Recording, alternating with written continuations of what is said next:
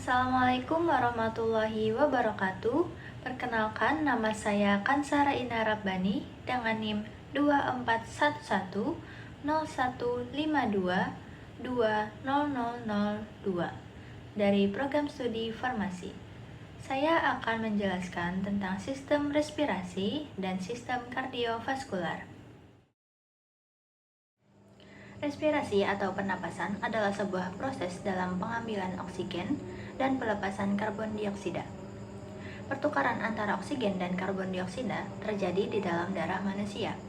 Manusia yang memiliki pernapasan yang normal ditandai dengan bernapas sebanyak 12-20 kali dalam 1 menit. Jumlah udara yang masuk dan keluar dari dalam tubuh disebut dengan frekuensi pernapasan. Frekuensi pernapasan dipengaruhi oleh beberapa faktor, yaitu dari usia, jenis kelamin, suhu tubuh, posisi tubuh, dan aktivitas yang dilakukan. Semakin bertambahnya usia, maka frekuensi pernapasan juga semakin rendah. Selain itu, laki-laki juga memiliki frekuensi pernapasan yang lebih tinggi dibandingkan dengan perempuan, karena kebutuhan oksigen dan produksi karbon dioksida pada tubuh laki-laki lebih tinggi dibandingkan pada tubuh perempuan. Rongga hidung. Udara yang berasal dari luar akan memasuki rongga hidung. Di dalam rongga hidung itu terdapat selaput. Selaput itu fungsinya untuk menangkap benda-benda asing yang masuk ke dalam saluran pernafasan. Di dalam rongga hidung juga terdapat rambut-rambut kecil. Rambut-rambut kecil itu fungsinya untuk menyaring partikel kotoran-kotoran yang masuk ke dalam hidung bersama dengan udara. Kemudian ada juga konka.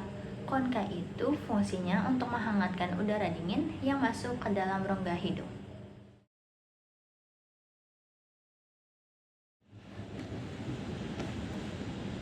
Trakea. Trakea adalah organ tubuh yang bentuknya seperti pipa.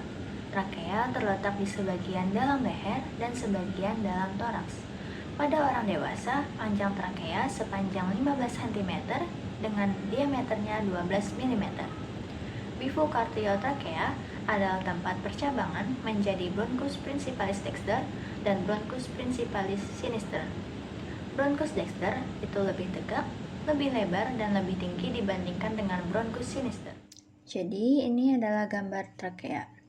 Yang kita bahas tadi adalah bifurcatio-trakea itu.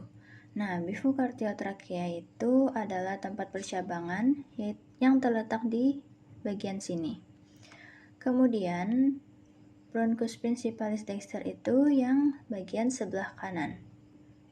Dan bronchus principalis sinister itu yang bagian sebelah kiri.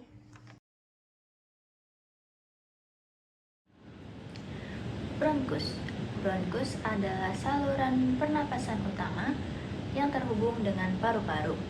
Fungsi bronkus adalah untuk menyediakan jalan bagi udara yang ingin masuk dan keluar dari dan menuju paru-paru. Bronkus memiliki 2 cabang, yaitu cabang di sebelah kiri dan cabang di sebelah kanan. Kedua cabang tersebut mengarah kepada paru-paru dan bercabang lagi. Cabang-cabang kecil yang masuk ke dalam paru-paru disebut dengan alveolus. Alveolus memiliki kapiler darah. Melalui kapiler-kapiler tersebut, oksigen dan udara menuju ke dalam darah.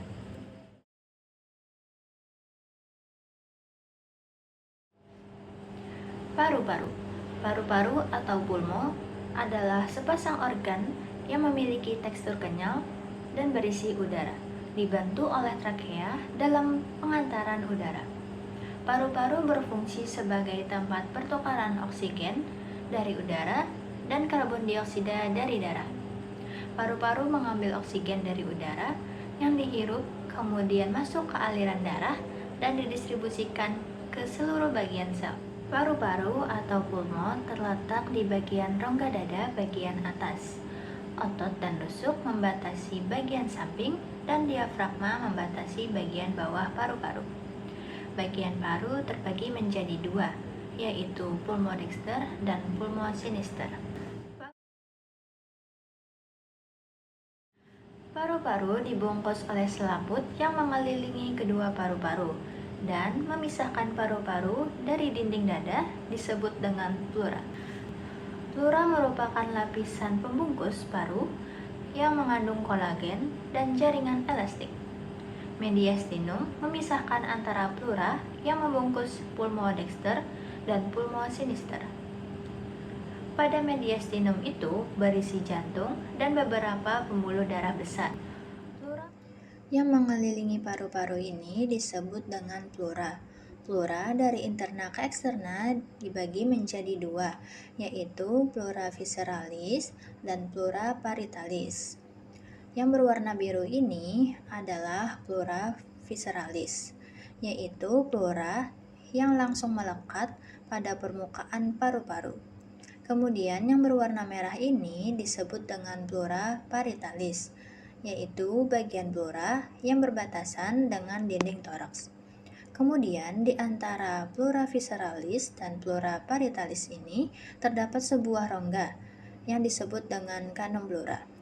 Kanum pleura ini terdapat sedikit cairan yang berfungsi agar tidak terjadi gesekan antara pleura saat proses pernafasan.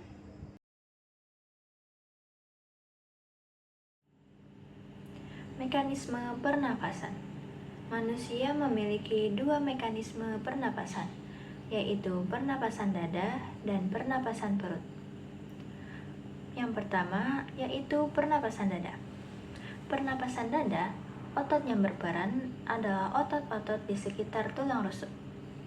Otot-otot ini dibagi menjadi dua, yaitu otot tulang rusuk luar dan otot tulang rusuk dalam. Otot tulang rusuk luar memiliki peran untuk mengangkat tulang-tulang rusuk, sedangkan otot tulang rusuk dalam memiliki fungsi untuk menurunkan tulang rusuk ke posisi normal. Jika otot-otot pada tulang rusuk luar mengalami kontraksi, tulang rusuk akan terangkat, sehingga volume di dada menjadi lebih besar. Hal ini menyebabkan tekanan di dalam rongga dada menjadi lebih kecil, karena tekanan udara yang di dalam rongga dada mengecil akan menyebabkan aliran udara masuk dari luar tubuh ke dalam tubuh. Proses ini disebut dengan inspirasi. Apabila kontraksi dari otot dalam tulang rusuk dan tulang rusuk kembali pada posisi semula, maka akan menyebabkan tekanan udara di dalam tubuh menjadi bertambah. Hal ini akan menimbulkan udara di dalam paru-paru tertekan pada rongga dada, sehingga aliran udara akan terdorong keluar tubuh. Proses inilah yang disebut dengan ekspirasi. Yang kedua adalah pernapasan perut. Pernapasan perut adalah teknik latihan pernapasan yang dilakukan dengan mengencangkan otot-otot diafragma.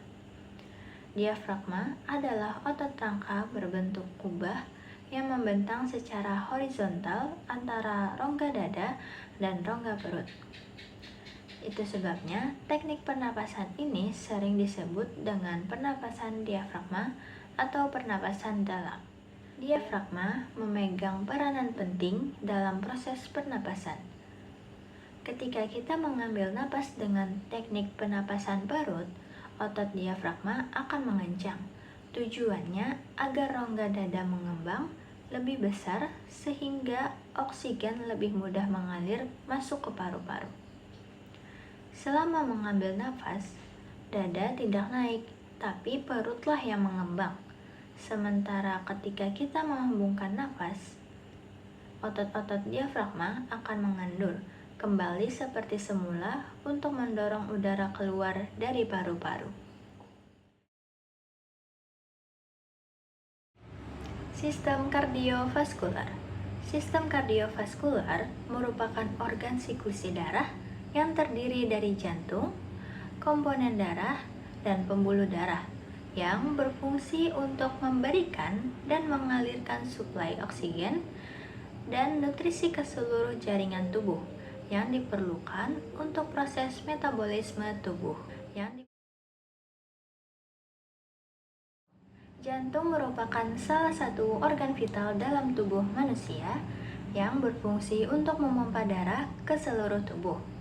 Jantung terletak di bagian kiri rongga dada, tepatnya di bagian belakang sisi kiri tulang dada.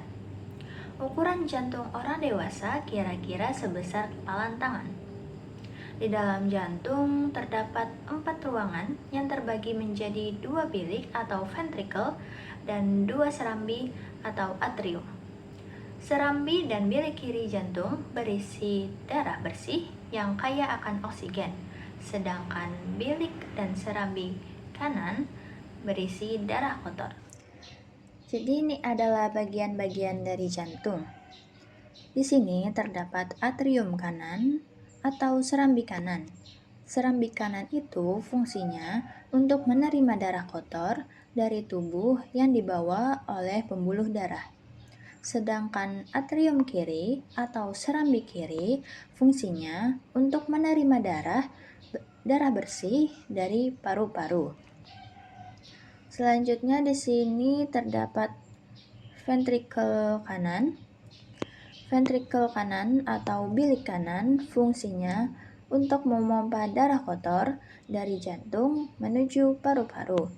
Sementara ventricle kiri atau bilik kiri fungsinya untuk memompa darah bersih dari jantung ke seluruh tubuh.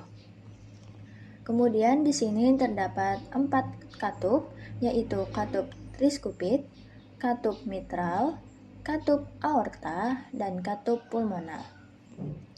Katup triskupit yaitu mengatur aliran darah antara serambi kanan dan bilik kanan.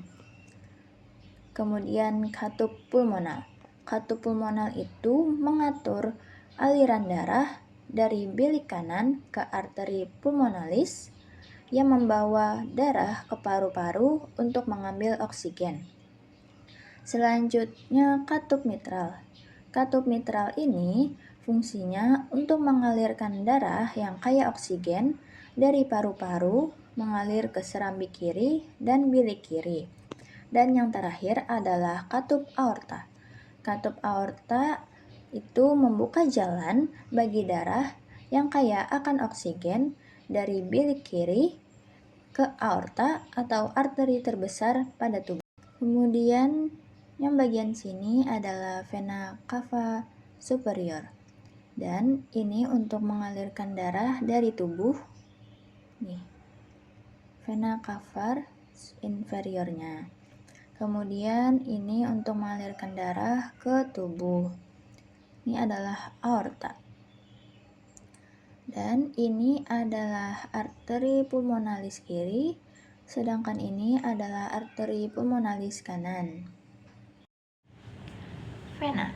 Vena atau pembuluh balik adalah pembuluh yang membawa darah menuju ke jantung.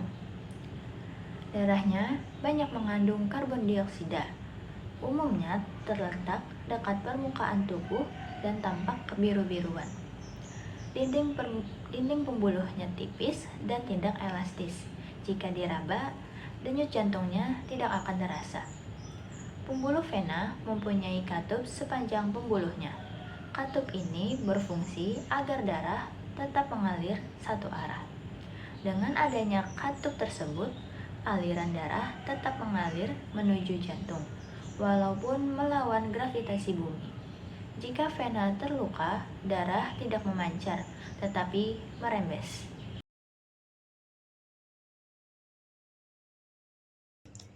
Ini adalah susunan mediastinum. Jantung itu terletak di mediastinum media yang berwarna biru ini. Kemudian yang warna kuning ini adalah mediastinum superior. Itu berbatasan dengan os clavicula. Dan yang warna ungu ini adalah mediastinum posterior. Itu berbatasan dengan vertebra thorax. Yang terakhir yaitu yang warna hijau ini, itu mediastinum anterior yang berbatasan dengan os sternum dan os costalis.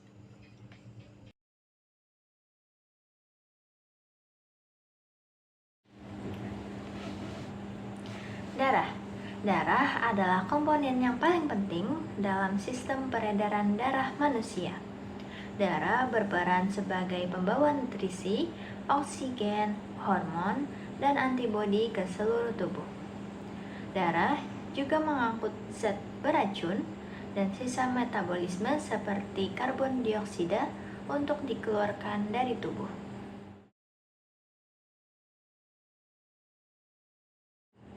Darah manusia terdiri atas beberapa bagian, yaitu plasma darah, sel darah merah atau eritrosit, sel darah putih atau leukosit, dan keping darah atau trombosit. Plasma darah. Plasma darah merupakan cairan berwarna kekuningan yang mengandung berbagai zat penting seperti antibodi, hormon, dan protein. Kemudian sel darah merah atau eritrosit, yaitu bertindak sebagai pembawa oksigen dan karbon dioksida. Sel darah putih atau leukosit merupakan komponen utama dari sistem kekebalan tubuh. Sel darah ini berfungsi untuk mendeteksi keberadaan benda asing yang berbahaya seperti zat beracun dan kuman, lalu melawannya agar tubuh terlindungi dari berbagai penyakit. Yang terakhir yaitu keping darah atau trombosit. Itu dibutuhkan oleh tubuh untuk menunjang proses pembukuan darah saat terjadi luka atau cedera. Itu dibutuhkan oleh tubuh untuk menunjang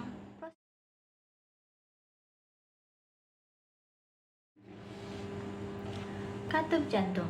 Katup jantung berfungsi untuk mempertahankan aliran darah searah melalui bilik-bilik jantung. Pembagian katup jantung ada dua. Yang pertama yaitu katup atrioventrikular, yaitu letaknya antara atrium dan ventrikel. Karena itu disebut dengan katup atrioventrikular. Katup yang letaknya di antara atrium kanan dan ventrikel kiri mempunyai 3 buah katup yang disebut katup trikuspid, yang terdiri dari 3 otot, yaitu anterior, septal, dan posterior. Katup yang kedua adalah katup semilunar. Katup semilunar terdiri dari 3 daun katup. Katup semilunar memisahkan ventrikel dengan arteri yang berhubungan. Adanya katup semilunar memungkinkan darah untuk mengalir dari masing-masing ventrikel ke arteri atau aorta dan mencegah aliran balik waktu diastole ventrikel. Ruang pada jantung. Kedua belah jantung dipisahkan oleh septum, yaitu suatu partisi otot kontinu yang mencegah pencampuran darah dari kedua sisi jantung. Pemisah ini sangat penting karena jantung kanan menerima dan memompa darah beroksigen rendah, sementara sisi kiri jantung menerima dan memompa darah yang beroksigen tinggi.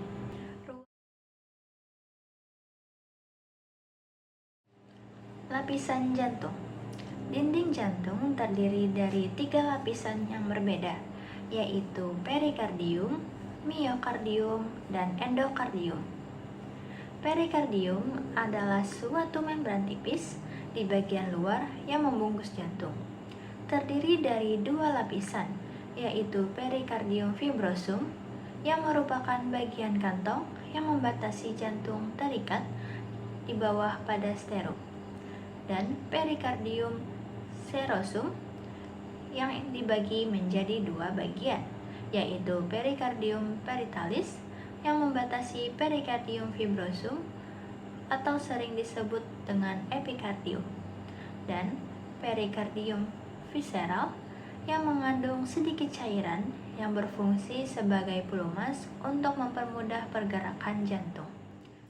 Jadi ini adalah gambar pada lapisan dinding jantung. Tadi sudah disebutkan bahwa lapisan dinding jantung terbagi menjadi 3, yaitu perikardium, miokardium, dan endokardium. Yang berwarna abu-abu dan pink ini adalah perikardium.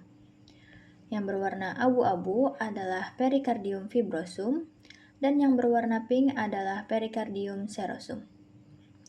Yang letaknya di tengah ini adalah miokardium.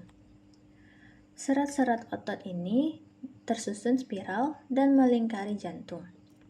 Dan yang terakhir adalah endokardium, yaitu lapisan tipis endotelium yang suatu jaringan epitel unik yang melapisi bagian dalam seluruh sistem sirkulasi. Peredaran darah. Peredaran darah dibedakan menjadi dua, yaitu peredaran darah besar dan peredaran darah kecil. Peredaran darah besar adalah peredaran darah dari jantung ke seluruh tubuh lalu kembali ke jantung. Lalu, peredaran darah kecil adalah peredaran darah dari jantung ke paru-paru lalu kembali ke jantung. Sirkulasi sistemik. Sirkulasi sistemik atau peredaran darah besar adalah sirkulasi darah yang mengaliri ke seluruh tubuh.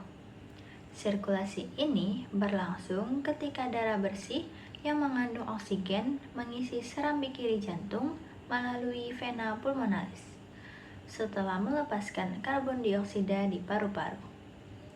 Darah yang sudah berada di serambi kiri kemudian diteruskan ke bilik kiri jantung untuk disalurkan ke seluruh tubuh melalui pembuluh darah utama atau aorta.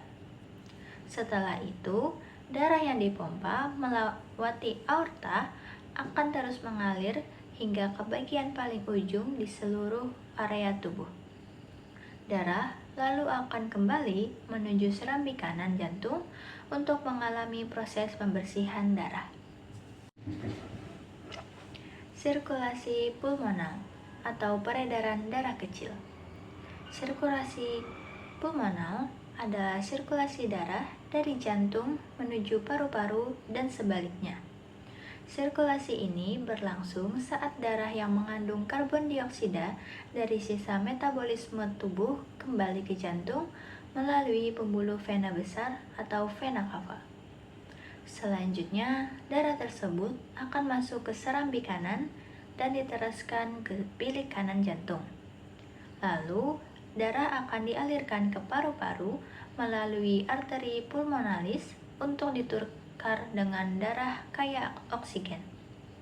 Darah yang kaya oksigen tersebut akan kembali ke serambi kiri jantung untuk diedarkan ke seluruh tubuh. Dari seluruh tubuh, pembuluh darah balik bermuara menjadi satu pembuluh darah balik besar yang disebut vena cava. Vena cava superior berfungsi menerima darah dari tubuh bagian atas, kepala sampai tangan, sedangkan vena cava inferior bertugas menerima aliran darah dari tubuh bagian bawah. Pembuluh darah ini masuk ke jantung melalui serambi kanan. Setelah terjadi pertukaran gas di paru-paru, darah mengalir ke jantung lagi melalui vena paru-paru. Pembuluh vena ini membawa darah yang kaya akan oksigen. Jadi, dalam darah, semua pembuluh vena banyak mengandung karbon dioksida, kecuali vena pulmonalis. Arteri atau pembuluh nadi adalah pembuluh darah berotot yang memompa darah dari jantung ke seluruh tubuh. Fungsinya ini bertolak belakang dengan pembuluh balik yang membawa darah menuju jantung. Sistem sirkulasi arteri bisa dibagi menjadi dua cabang, yaitu arteri sistematik, yaitu arteri yang membawa darah yang mengandung oksigen dari jantung ke seluruh tubuh, dan arteri pulmonaris yang membawa darah tanpa oksigen dari jantung menuju paru-paru. Gangguan pada sistem peredaran darah. Gangguan pada sistem peredaran darah ini dapat disebabkan oleh berbagai hal, mulai dari kelainan bawaan atau gangguan genetik, gaya hidup, hingga penyakit tertentu seperti diabetes. Ini adalah beberapa macam gangguan atau penyakit yang terjadi pada sistem peredaran darah. Yang pertama, ada hipertensi atau tekanan darah tinggi. Kemudian sumbatan pembuluh darah, arteri.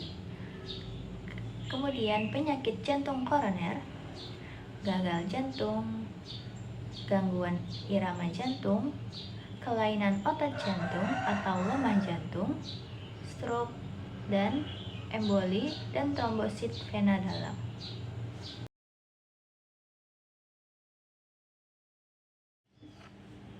Jadi, kesimpulan dari video ini adalah sistem respirasi adalah sebuah proses masuknya oksigen ke dalam tubuh dan pelepasan karbon dioksida keluar dari tubuh. Pertukaran antara oksigen dan karbon dioksida terjadi di dalam darah manusia. Sekian video dari saya. Wassalamualaikum warahmatullahi wabarakatuh.